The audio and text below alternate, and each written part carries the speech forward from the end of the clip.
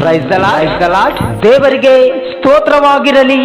ಈ ದಿನದ ದೇವರ ವಾಗ್ದಾನವು 2 ಕೊರಿಂಥದವರಿಗೆ ಬರೆದ ಪತ್ರಿಕೆ 6ನೇ ಅಧ್ಯಾಯ 10ನೇ ವಚನದಲ್ಲಿ ಅಪೊಸ್ತಲನಾದ ಪೌಲನು ಹೀಗನ್ನುತ್ತಾನೆ: ದುಃಖ ಪಡುವವರಾಗಿದ್ದರೂ ಯಾವಾಗಲೂ ಸಂತೋಷ ಪಡುವವರು, ಬಡವರಾಗಿದ್ದರೂ ಅನೇಕರಿಗೆ ಐಶ್ವರ್ಯವನ್ನುಂಟು ಮಾಡುವವರು, ಏನು ಇಲ್ಲದವರಾಗಿದ್ದರೂ ಎಲ್ಲ ಇದ್ದವರಾಗಿದ್ದೇವೆ. ಆಮೆನ್. ಪ್ರಿಯ ಸಹೋದರರೇ, ನೀವು ಸಹ ದುಃಖ ಪಡುವವರಾಗಿದ್ದೀರಿ, ಏನು ಇಲ್ಲದವರಾಗಿ ಜೀವಿಸುತ್ತಾ ಇದ್ದೀರಿ. ಆದರೆ ಇಲ್ಲಿ ಪೌಲನು ಹೇಳುವುದೇನೆಂದರೆ, ದುಃಖ ಪಡುವವರಾಗಿದ್ದರೂ ಯಾವಾಗಲೂ ಸಂತೋಷ ಪಡುವವರು, ಏನು ಇಲ್ಲದವರಾಗಿದ್ದರೂ ಎಲ್ಲ ಇದ್ದವರಾಗಿದ್ದೇವೆ ಎಂದು ಹೇಳುತ್ತಾನೆ.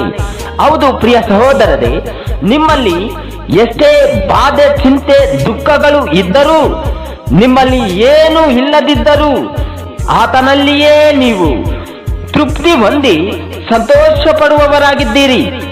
ಏಕೆಂದರೆ ನೀವು ನಂಬಿಗಸ್ತರು. ಯೇಸು ಕ್ರಿಸ್ತನೇ ನಿಮ್ಮನ್ನು ಕತ್ತಲೆಯ ಒಳಗಿಂದ ಬೆಳಕಿಗೆ ಕರೆದಾತನು.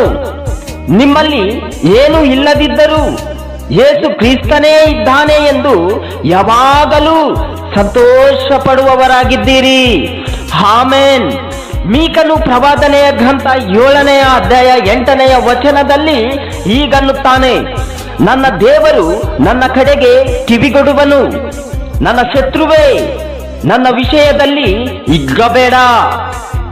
ನಾನು ಬಿದ್ದಿದ್ದರೂ ಏಳುವೆನು, ಕತ್ತಲೆಯಲ್ಲಿ ಕೂತಿದ್ದರೂ ಯೆಹೋವನು ನನಗೆ ಬೆಳಕಾಗಿರುವನು. ಆಮೆನ್. ದೇವರು ಈ ವಾಕ್ಯಗಳನ್ನು ಆಶೀರ್ವದಿಸಲಿ. ಆಮೆನ್.